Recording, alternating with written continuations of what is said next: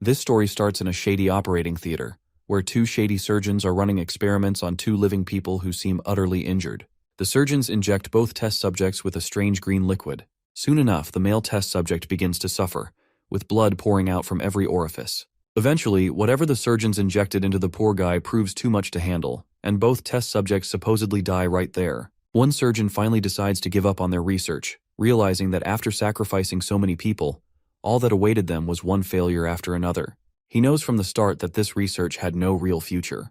Before leaving, he makes it abundantly clear that he won't be part of it anymore. Dr. Shin seems to be the only person who doesn't believe their efforts have been futile. As far as he's concerned, the people they used for the tests were always supposed to die in a day or two. So it doesn't matter if they ended up dying a day early, as they contributed to the greater good of humanity. Shin then instructs his junior to leave the operating theater, as he plans to take care of the bodies himself. The junior doesn't say another word and leaves quietly. Shin, meanwhile, is still fixated on the belief that this research will eventually succeed. He's certain the only thing holding it back is the lack of proper test subjects. He knows without a doubt that the right subject for this experiment is still out there. Now let's cut to the main hero of this story. His name is Kang Yi-won, and his friend is Jinmin Hyung.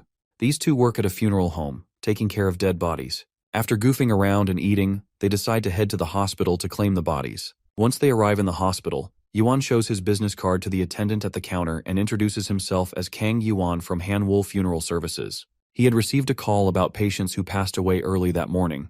His friend, Hyung, also joins him after stepping away for a quick bathroom break. Soon enough, they find themselves in the operating theater. The bodies they are there to claim just happen to be the same ones the surgeons were using for their experiments. Hyung confirms that the victims appear to be a father and daughter. The report states they died in a car accident. But one thing doesn't make sense to Yi-hwan. While the father's body is in bad shape, the girl's body is almost spotless. Aside from a wound on her arm, there are no signs of any surgeries performed. His friend reminds him they're not forensic experts, so they should stop worrying about things they shouldn't and focus on claiming the bodies. Yuan decides to take a look inside the girl's mouth. As he's doing so, he suddenly cuts his finger on her broken tooth. Anyhow, the next step is to move the bodies. As they start moving the father's body first, Yi-hwan suddenly notices that the wound on the girl's hand has disappeared. Of course, this shocks him like nothing else. He points out the healed wound to his friend, but before they can discuss it further, Yi-hwan is struck by a sharp, stinging pain that causes him to collapse. His friend grows worried and rushes over to support him. Meanwhile, Yi-hwan's condition only worsens. He's suddenly hit with immense and unbearable pain that makes him scream at the top of his lungs. It seems some infection has entered his bloodstream through the cut from the girl's broken tooth. His heart feels like it's going to explode, and his entire body is so hot that it feels like he's being burned alive. He can sense he's dying if this pain keeps up. Eventually, he loses consciousness, leaving his worried friend crying like a child. Meanwhile, the girl begins to twitch and move. A while later, Yi-hwan opens his eyes. He has no idea what's going on. He notices the so-called dead girl banging her head against the door. Naturally, Yi-hwan is terrified to see the dead girl on her feet. As if that's not horrifying enough, he notices his friend's mangled, bloody body on the ground. Yi-hwan recoils in fear, panic seizing his heart and mind. For some reason, his hands are covered in blood as well. He then notices the girl looking at him, and they lock eyes for a moment. But she just twirls around and continues her creepy head banging. After staring at his friend's dead body, Yi-hwan looks back at his blood-stained hands. The sweet aroma of the blood filling the room is oddly enticing. The overwhelming stench of blood fills his nostrils, spreading across his tongue. The scene before him feels twisted and surreal. Suddenly, Yi-hwan notices his supposed dead friend groaning. Seeing this, he makes a desperate effort to wake him up, but there's no response. His friend seems to be deep in unconsciousness. Yi-hwan decides to take him with him, believing he might survive if he gets him the treatment he needs. It looks like the entire hospital is in shambles. Everywhere is stained with blood, and there's no one in sight. We then see only an old man crying in the corner while a girl lies dead nearby. The old man's face is glistening with sweat from the tension consuming his mind. He's sure that no one is coming to save them, which means the world outside this hospital is beyond saving now. He curses whoever might have caused this madness. Suddenly, he notices the secretary flinching, so he starts running out of the room, certain that if he stays, he'll die an unwanted death. Grabbing a golf club, he steels himself and ventures out of the room to leave the hospital for good. We cut back to the operating room. Yuan has finished putting his friend on a stretcher and is ready to take him to get treated. But Yuan feels weak and sluggish. His stomach hurts, as if his insides are twisting. The pain feels similar to the sensation of starvation. But this doesn't make sense. He had literally eaten lunch before coming to the hospital, so it hasn't been that long since he had his last meal. However, we all know that the starvation he's feeling isn't for food, it's probably for blood. Regardless, he steels himself and starts pushing his friend's stretcher. As he opens the door and steps outside, he comes across the scared old man holding a golf club. The old man is a blessing for Yihuan. He quickly shouts for help, asking the doctor to treat his injured friend. Just then, that head-banging zombie girl zips past Yihuan and runs straight toward the old man like a hungry and bloodthirsty monster. As the old man recoils in fear, more zombies emerge from another room and begin feasting on him. Yihuan can do nothing but tremble as he stands there, witnessing this horrific scene. His friend, whom he was trying to rescue, stands up on his own feet. He walks toward the other zombies who are happily devouring the old man. When he reaches them, he sits down and sinks his teeth into the old man's head, joining the gruesome, macabre feast. Yihuan doesn't waste a second and hides behind the wall. He reflects on how his once goofy friend has now become this brainless zombie. For a moment, Yihuan thinks he must be dreaming, because whatever is happening could not be real. He closes his eyes and concentrates, trying to wake up from this nightmare. But no luck, because it's certainly not a dream. He then notices that it's the 29th of April, even though it's supposed to be the 24th. If he's understanding this correctly, he lost consciousness for 5 whole days. He quickly reaches for his phone and confirms that it's indeed the 29th of April. His phone is filled with missed calls and unread text messages from his sister, Nuna. In the messages, she expresses concern about his well-being and pleads with him not to go outside, begging him to stay alive. Soon enough, his phone dies. While Yihuan has no idea what's going on, that's not an excuse for him to sit there and do nothing. If he wants to save Nuna and Minhee, he has to leave the hospital at all costs. In some random convenience store, we see a girl crying in a quiet corner of the store. The area outside is infested with mindless zombies, hungry for blood, so all she can do is pray for a savior to come. We cut back to Yihuan, who sprints down the hospital corridor and then the stairs. As he's descending, he locks eyes with that head-banging zombie girl. But eventually, he descends down and gets out of the hospital building. He's exhausted, and the hunger is finally overwhelming him. While he doesn't have time to stop and eat, he can't help it, because after being knocked out for several days, it's natural he's feeling hungry. He's so hungry that he might collapse, so he decides to find food first. As he scans the area, he spots a convenience store and without a second thought, enters the abandoned store. He starts devouring burgers and soda like there's no tomorrow. After finishing his meal, he finally feels satisfied. But then, he notices something strange about himself. It's odd that he didn't even stop to consider whether the food he was eating was spoiled.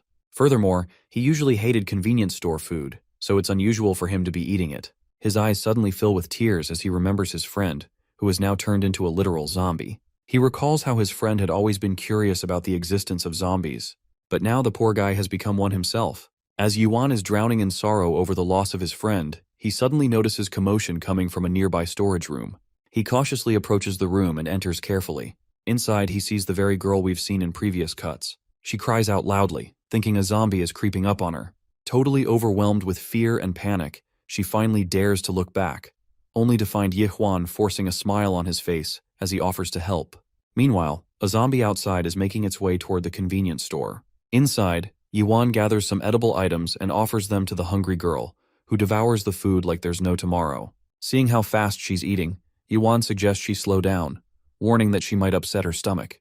The girl, finally feeling satisfied after eating and drinking some water, thanks him and says she feels much better. Out of sheer curiosity, she asks him how he managed to get inside, which catches him off guard. He explains that he was so hungry he thought he needed to eat something, so he rushed into the convenience store. Of course, his explanation doesn't seem very convincing, especially considering how the place outside is overrun with mindless zombies. Suddenly, Yuan asks if he can find anything to charge his phone. She reminds him about some power banks in the store. Yihuan decides to go get them and be on his way, but the girl begs him not to open the door because there are zombies outside. But Yihuan reassures her that there were no zombies when he came in. But just as if summoned by fate, a zombie appears outside as soon as our boy opens the door. And once the zombie spots the human girl, it goes absolutely nuts with urges, charging toward her at full speed. However, since Yuan is standing between them, he shoves the monster away.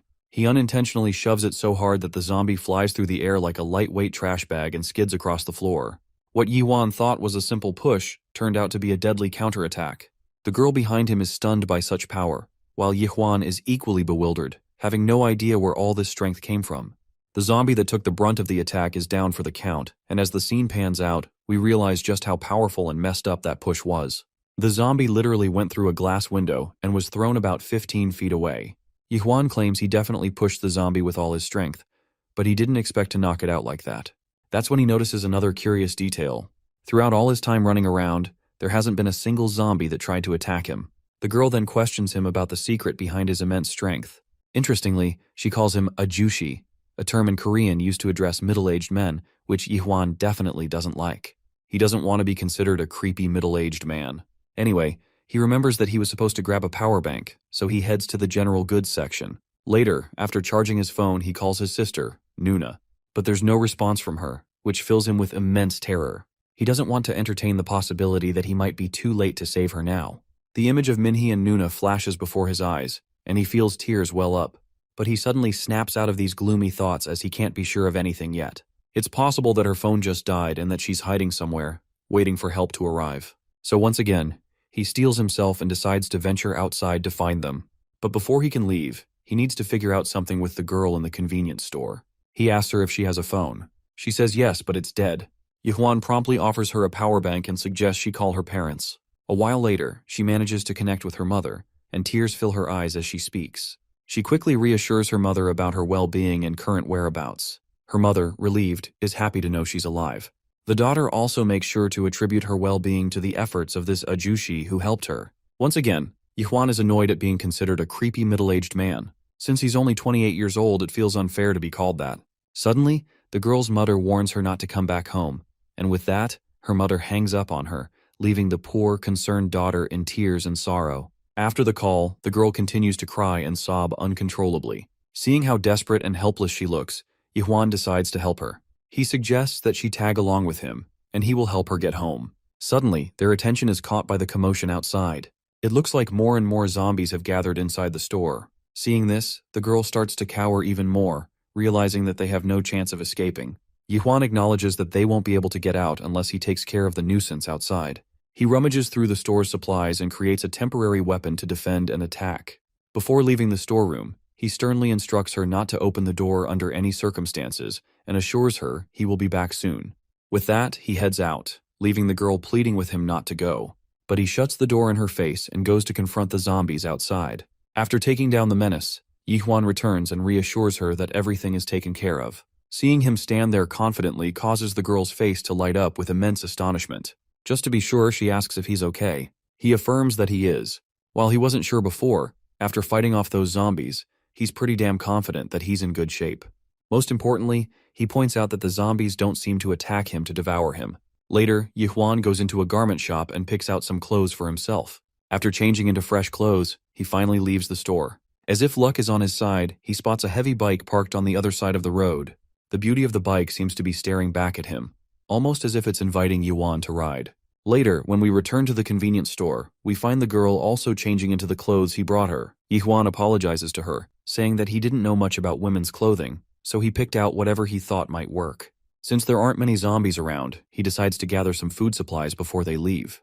As they move through the shelves, Yi-hwan finds a baseball bat and takes it for himself. The girl expresses her concern over how he's putting his life at risk just to keep her safe. They are literal strangers, and she doesn't understand why he's helping her. She also assumes that, being an ajushi, he must have a family he wants to protect. First of all, Yi-hwan can't help but make a creepy face when she calls him ajushi again. Second, he reassures her that she shouldn't feel guilty. It's natural for someone to be in desperate need of help, and he's sure that someday he might need help too. Above all, since the zombies don't bite him, there's no real threat to his life. The moon is shining brightly, casting a calm light over the zombies that roam carelessly beneath it. But their tranquility is soon disrupted by the loud vroom of a 700cc engine. The one behind the handlebars is, of course, Yi-hwan, riding the new beauty. Even though he's making quite a bit of noise, the zombies don't immediately react, likely because his presence is overshadowing the girl sitting behind him. Since there are no obstacles in their path, he hopes to reach Nuna as soon as possible and rescue her from this mess. We cut to a gas station, where inside a tuck shop, a man is hiding from the zombies. The bottle he's holding is his last source of water, and he knows that doom is soon to follow. He curses his rotten luck for getting stuck in this tuck shop, which has already been completely looted. Suddenly, the sound of a motorcycle catches his attention. This leads him to believe that there are survivors in the area. What's worse is that the sound is getting closer and closer. Eventually, the sound halts right outside the tuck shop at the gas station. Seeing how the rider of the bike casually stops in the middle of the monster-infested area, the man inside the tuck shop starts to lose his mind. It may not be a great idea, but he decides to take a life-risking chance and call out to them. But his worries are unfounded because Yihuan is already taking down the mindless zombies one by one. With just a single hit, each monster is down for the count. As Yihuan takes down the zombies, the man in the tuck shop can hardly believe his eyes. Suddenly, a zombie sneaks up behind Yihuan, so the tuck shop man shouts a warning to him. All Yihuan does is take 2 steps back, and the zombie zips past him, as if Yihuan isn't even there. The sight leaves the man in the tuck shop in utter disbelief. Meanwhile, as the zombie is about to reach the girl behind the bike, my guy swings his bat with such force that the zombie flies through the air like a trash bag. With the area cleared, Yihuan tells the girl to rest assured. As for the man stuck in the tuck shop, he still can't do anything but stare in complete astonishment at Yihuan. If his eyes aren't fooling him, what he saw clearly proves that zombies weren't even trying to bite Yihuan at all. Yihuan proceeds to walk toward the fuel dispenser to fill up the motorcycle since the road ahead will be long.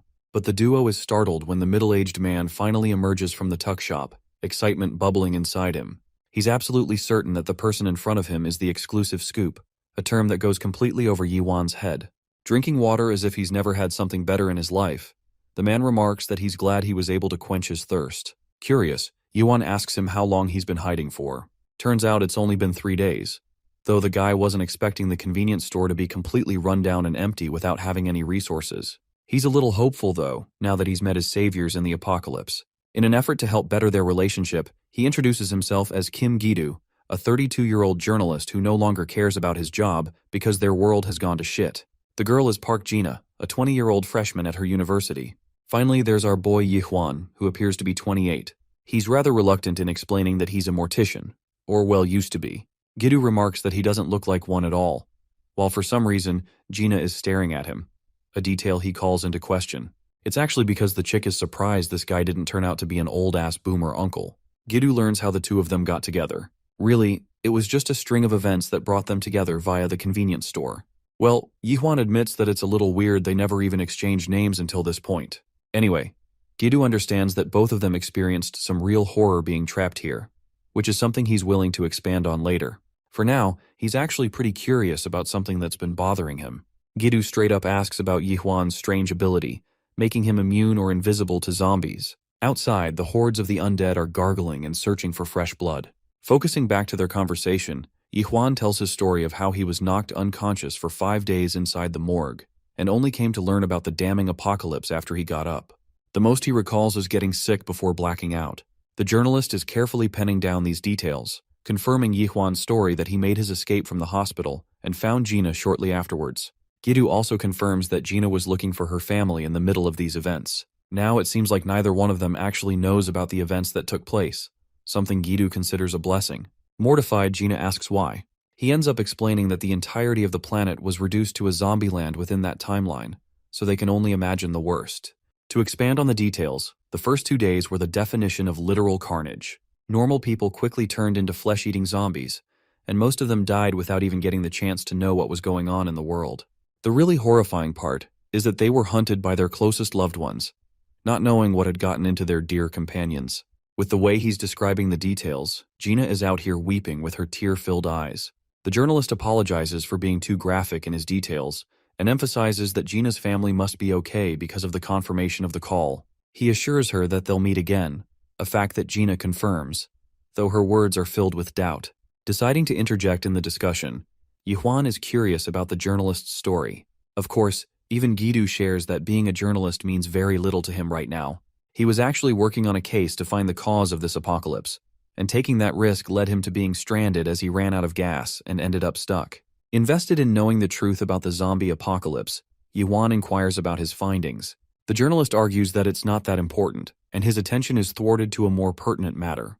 The minute he turns to his left, he's terrified to see a group of zombies lashing out against the window. The scene terrifies the entire group, especially since they can't even exit the gas station before becoming a stake to this mad horde of zombies. Yihuan believes they should step up the gas pedal and really get the fuck out before finding out. Since they can't use the bike in this instance, he asks about the location of Gi-do's car. It's parked on the roadside just a few minutes away.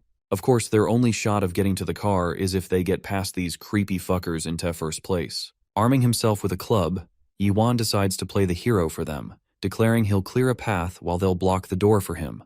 It seems like a reckless idea to the journalist, especially since this guy is going to be risking his own life just to get out there. Yuan promises that he'll be okay, especially since he's got no zombies to worry about biting him. Turning to face Gina with a reassuring, gentle smile, he promises to take her home just like he said so. Letting out a breath, our boy pulls up in a 1 versus 50 royale. Before he leaves, Gina musters up the confidence to tell him that he should just refer to her by her name since their age gap isn't too far. Hearing that, our boy smiles, uttering her name as he goes on to face the threat. The funniest part is Gidoo out here acting like a third wheel in the midst of a troubled couple. Anyway, the creepy uglies outside weren't expecting it, but one human really did just make a superhero's entry to face them all. With a determined glare, Yuan declares that he won't let a single one of them get inside. The horde of zombies scream as one human beats the crap out of them with his strength. He turns to one walking just past him, and I don't know if Yuan had a personal grudge against this guy or something, but this dude really just slammed the shit out of him in the wall. He notes an interesting observation here. It's not just the fact that the zombies fail to attack him, but in fact, it's almost as if they don't recognize his presence at all. While he's figuring out the process of why this is the case, Yuan does not care for now. All he cares about is standing firm on his objective to stop them from coming inside. Watching the scene from the window, Gidoo finds himself on red alert. He can't believe his eyes. He makes the same observation as Yuan. But then there's also his terrifying strength increase that he's acquired out of nowhere. The way he's just destroying zombies by slamming them around exhausts quite a bit of his stamina, causing him to become hungry. Even though he recently had a meal, the feeling is similar to not having eaten for days. It's just like last time, making his body weak and in need of resources. Bashing the zombies left and right, Yuan concludes that he would probably feel a lot better after wiping the horde and consuming a meal. Meanwhile, the sight of Gina struck with incomprehensible terror causes Yuan to drop to his knees. It confuses Gidoo and worries Gina, because this guy is basically sitting breathless amongst the horde of the undead passing by. He doesn't know what happened just now, or why he could only think of Gina at that moment. Here's the jaw-dropping kicker. Yuan is actually experiencing a severe temptation to eat a human.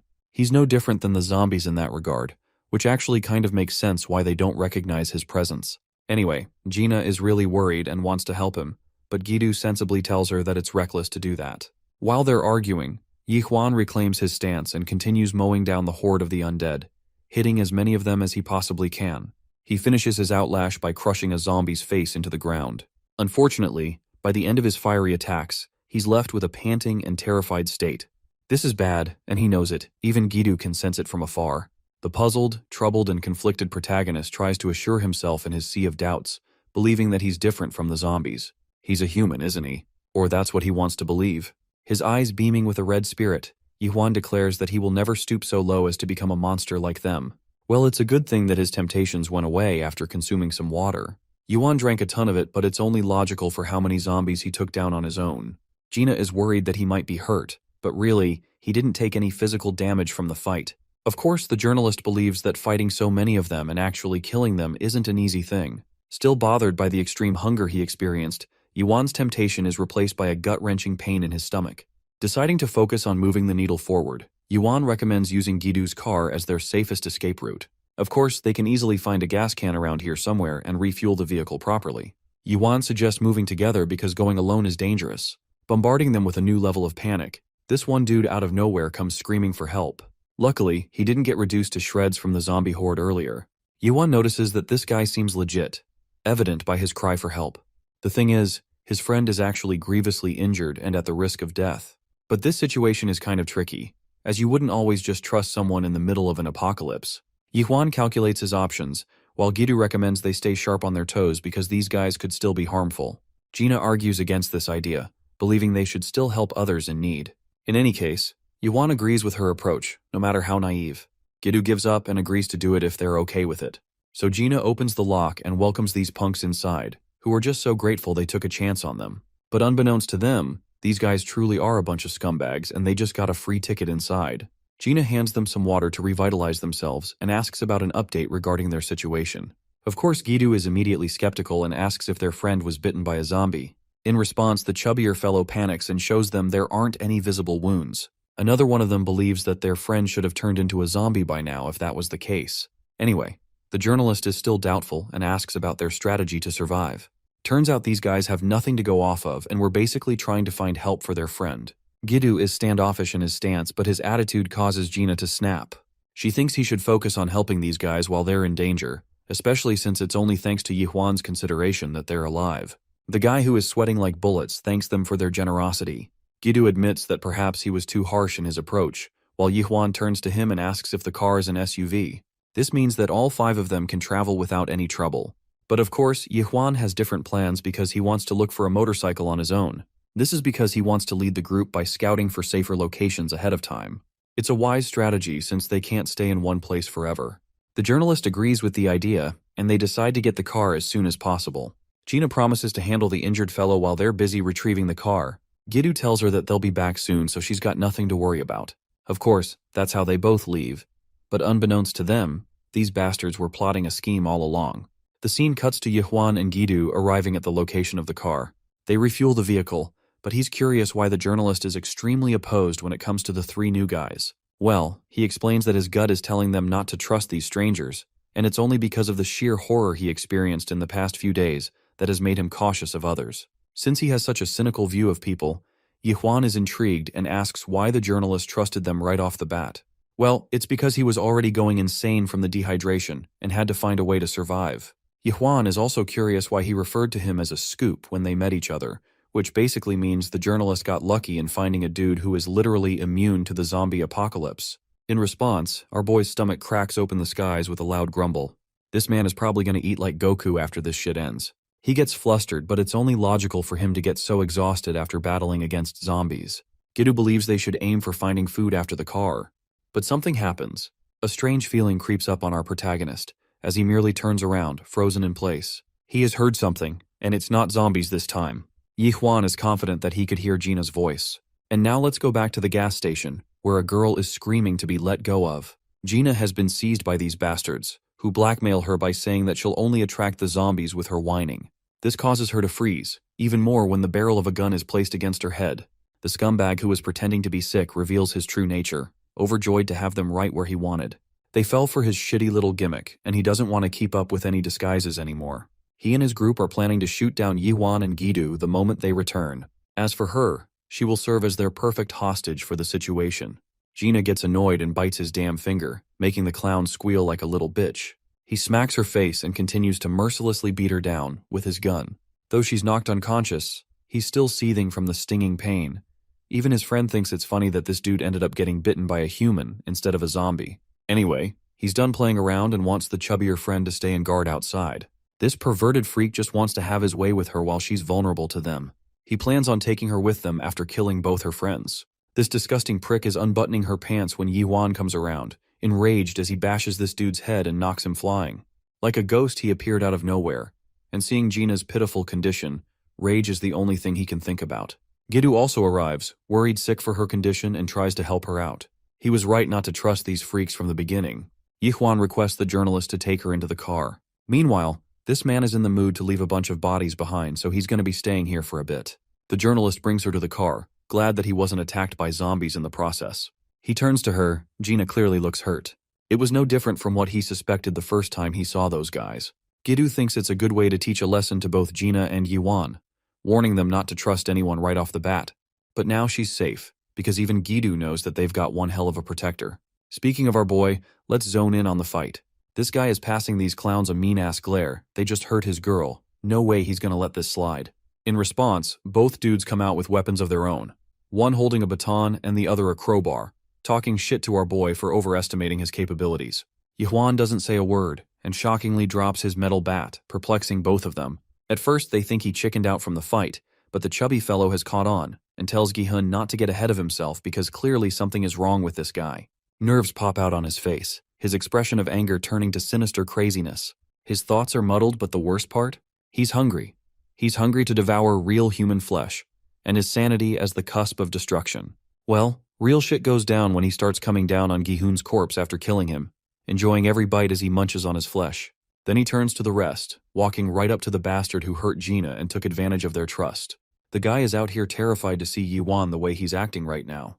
We get a seriously frightening shot of our boy just staring him down like he's about to have some KFC out here. The dude flails his little gun in response, but in the end, Yihwan destroys him and consumes his flesh. After that, he quickly wiped off the blood. Gidu heard the gunshot sound and jumped out of the car in fear. But to his astonishment, only one man came out of the gas station alive, and it was Yihwan. Worried, he asks if our boy is doing okay, but in response, He asks about Gina's condition, who seems to be doing fairly well asleep. It's reassuring for him to hear that, but Gidu is wondering why he changed his clothes. Yihuan hands him the gun he retrieved from the clowns. It's a great thing to have in this damn apocalypse, so the journalist is happy. Also, he's more than willing to trust Gidu's intuition from now on, showing that he's adapting to his mistakes, unlike a fudge ton of protagonists and their naive optimism. Worried, the journalist asks if he's really okay or if something happened. Pretending to be normal, Yihuan shoots him a smile, masking his feelings and pain as he checks on the bike. It's finally time for them to get the hell out of here after all. Gidu doesn't know what the hell happened inside, but he chooses not to think too hard. It's time for the group to leave, so they head off. During their ride, Gina reawakens only to find herself surprised that she's in a car with the journalist. She doesn't know what happened, but Gidu promises that they dealt with the manipulative assholes who tried to take advantage of them. Also, Yuan is determined not to leave her side and plans to be extra protective of her. Hearing that, Gina cries, holding her face in tears. It causes Gidu to worry that she might have gotten hurt somewhere. She ponders why those people, the same people they tried to help, took advantage of them. They had noble intentions, and yet, instead of looking to survive together, those guys instilled a permanent despairing feeling in her heart, causing her trust issues with anyone she is now going to meet. It's not a good feeling, and Gidu understands, but he gives her the words she needs to hear. On the bright side, he wants her to fully trust Yuan, even if she doesn't trust anyone else, as he's more than willing to protect her, no matter what happens. Let me pause for a moment and break down the significance of the scene where Yihuan gave the journalist the gun. It's actually because he doesn't trust himself and wants Gidu to handle him in case he spirals out of control. Okay, going back into the story, Yuan and his group clear the area inside a building. With every last one downed, our boy wants to take his friends to the room he saw, but his eyes darted to a picture frame of a loving family. He almost forgot these zombies were once real people, and apologizes for having killed the father. Anyway, he secured 2 rooms for his group. There's not much for them to worry about anymore, but he's confused why the journalist wanted them to stay the night, especially since they've got a travel vehicle now and all. It's because Gidu wanted them to rest from all the exhaustion, as traveling in the daytime would be safer. To top it off, it's imperative for Gina to get all the rest she needs. Worried, Yuan asks if she'll be alright. It's not looking bright because she's endured a severe mental scar from this experience, halting her ability to trust anyone anymore. It's a hopeless feeling, and it's really sad how some traumatic experiences can corrupt a person's view of the world for the rest of their lives. But the journalist argues that it's necessary for Yihuan to play his role well here. Since she doesn't trust anyone anymore, she will only rely on someone like Yihuan, the man who saved her and protected her time and time again. Yihuan doesn't really want to step into those shoes and expresses that it's literally their first day together. But the journalist argues that they've been through a lot of shit for one day, which is also true. Anyway, the second reason he wanted to locate a place to rest is because of Yihuan himself. As he's a reporter, he's been meaning to ask him a bunch of things. The first question is why the zombies don't see his presence. Of course, our boy doesn't know the answer to that question, but he strongly believes that they don't recognize him at all. The journalist enters a contemplative state, wondering what kind of explanation could help describe the cause. Since it's their first day together, they don't know much, but Gidu wants him to keep him updated in case Yihuan discovers something new about his condition. The next question is whether or not our boy has dabbled in sports or martial arts before. The question comes across strange to Yihuan, who denies any such thing, because that's the one thing that really surprised the journalist. His monstrous strength, as he was casually picking up zombies and slamming them into walls and pavements like they were nothing. The journalist declares that it's almost as if he isn't even human, a phrase that makes Yuan coil into fear. Gidu understands that even Yihuan is clueless about his condition.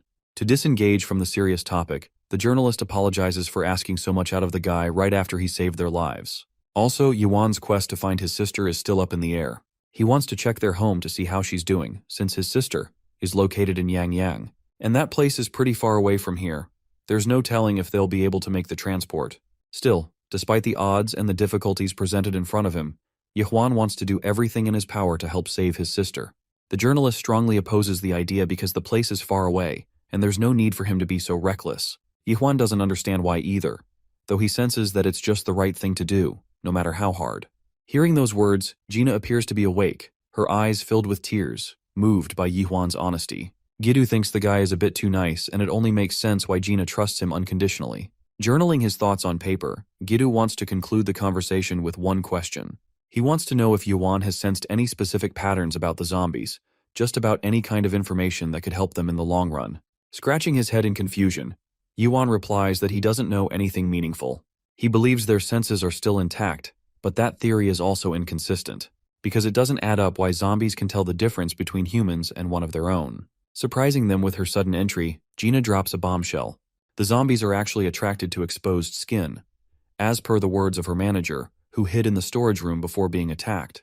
Giddu is worried that she's up early, but Gina sits down after failing to fall asleep for a while. Also, she apologizes to our boy for making him needlessly worried, reassuring him that she's better now. Anyway, Giddu is curious by her words and asks for more. Gina explains that the zombies are drawn to exposed skin, which is also why she asked for longer pants back at the store. The troubled reporter is even more confused than before, realizing that they've got much to work with here. In any case, it's best for them to look for gloves to cover more of their skin. Gina actually ends up finding a functioning radio nearby. The transmission from radio mentions the 6th day of the virus outbreak, remarking how life continues to be threatened by the apocalypse. Gina can't believe that the radio is actually functioning at this time. The broadcast is live, reporting the 5 days of the apocalypse.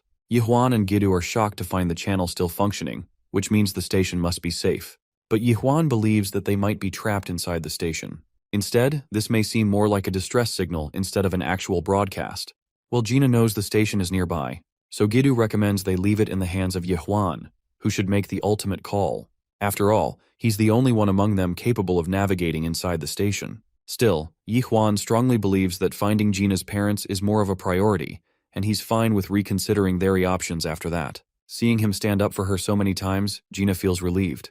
The journalist is okay with that thought and suggests they all take some rest. In the next scene, we get a dream sequence where our boy is bolting away from the zombies in fear.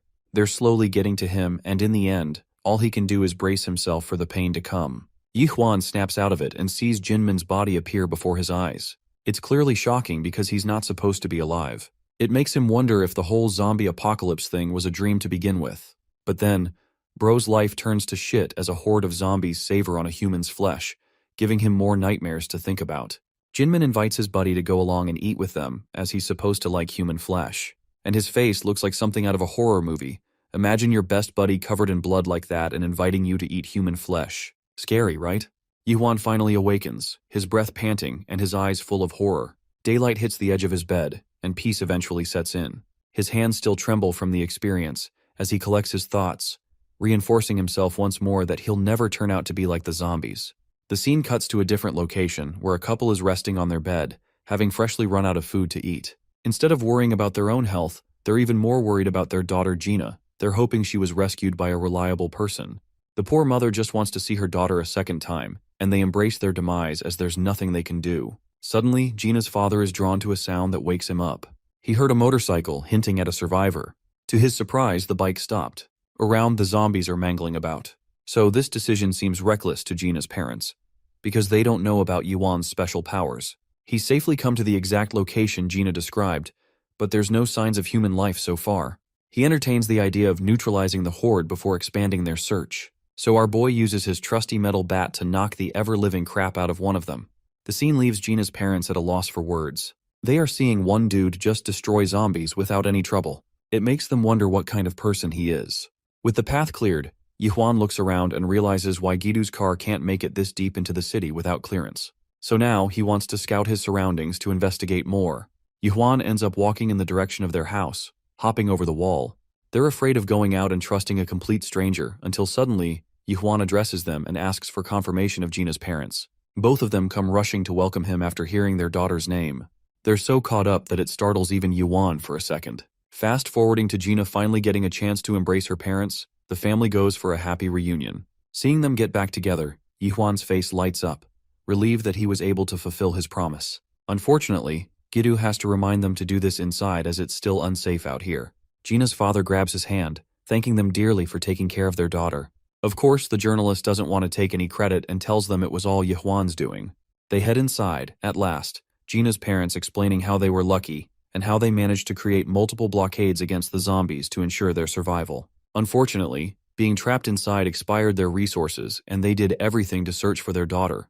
Luckily, they have her back now, so they're extremely grateful to the two men that helped her. But Giddu explains that it's all thanks to Yuan, who has been taking care of things for them. Yihuan learns that they didn't step foot outside for 6 days. The power went out, but thankfully water was working fine, and that's how they survived. Well, there wasn't any food left to eat, so they were practically starving to death at this rate. Yuan realizes he has to do something about their situation and remembers riding past a supermarket down the road. The shutters were down, which means the supermarket probably has a boatload of resources inside, making it a good way for them to stack up on resources. He has to ensure their survival, so he's going to go outside. But Gina's father is against the idea, as he would be risking his life for them. Even then, Yuan believes they can't survive without the basic human resource. Plus, they haven't eaten anything for 2 days, and he can't just glance over them. Agreeing with the idea, Gidu pitches in, stating that they should prioritize survival, as anything could happen with the way things are going. Gina's father musters up the resolve to help our boy. But of course, Yihuan wouldn't want to risk something like that, so he turns him down and tells him to focus on Gina's condition first. Hearing that, Gina's father is reduced to a mess. There's nothing more endearing like a man worried for his family. Well, Yihuan takes off. Gidu intends to come along with him to manage the food. Following Gina's theory, he's got himself covered completely and wants to help Yihuan by being useful instead of acting as a burden. That's a good thing for the protagonist who's got a dependable ally to work with. They say their goodbyes to the family and ride away. Of course, Gina's family is worried, but she's hella confident in our boy's survivability and believes Yuan will always return. At the supermarket, the two of them crack open the locks and lift the shutter, exposing an untouched stash of valuables for them to steal. It's a miracle to find a supermarket like this in such an apocalypse.